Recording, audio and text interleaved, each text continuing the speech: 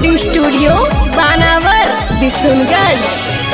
काहेला सजा वही के पगली मनवा में तेरा काहेला सजा वही के पगली मनवा में तेरा हकम जहाबुरी के करे जावा हकम जहाबुरी करे जावा छोड़े परा तोगे जा हकम जहाबुरी के करे जावा छोड़े परा तोगे जा हकम जहाबुरी के करे जावा कैसे मेटाइयोगे जानुआ लिखला विधाता के विधान कैसे मेटाइयोगे जानुआ लिखला विधाता के विधान हकम जहाबुरी के करे जावा हकम जहाबुरी के करे जावा छोड़े परा तोगे जा हकम जहाबुरी के करे जा छोड़े परा तोगे जा हकम जहाबुरी के करे जा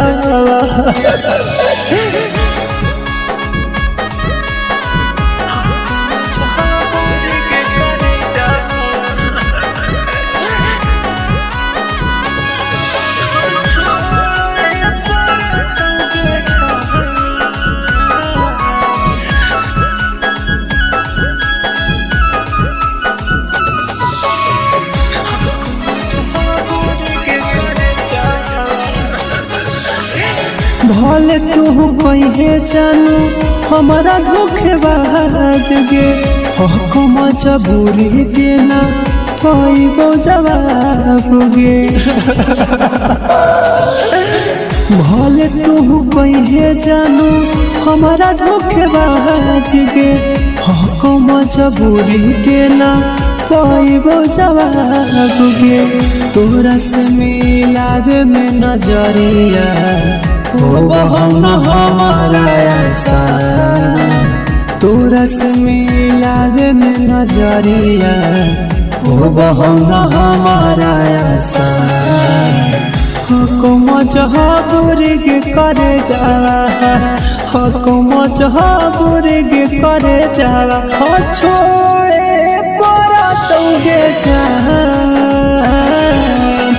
हकम जहाबुरी के करे जावा छोड़े परा तोगे जा हकम जहाबुरी के करे जावा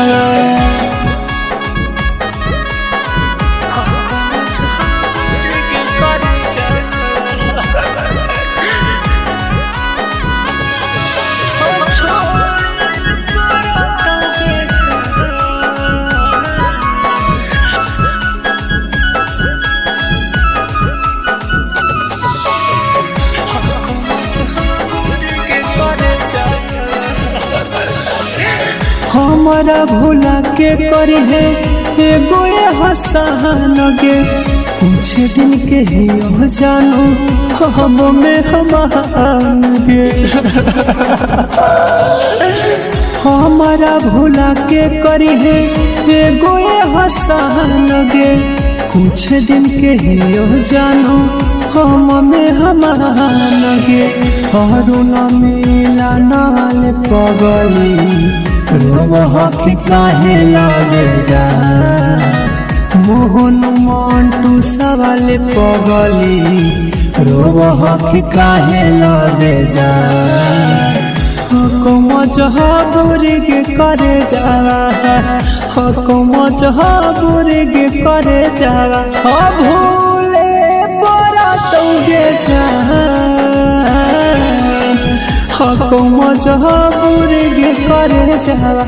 छोड़े परा तोगे जा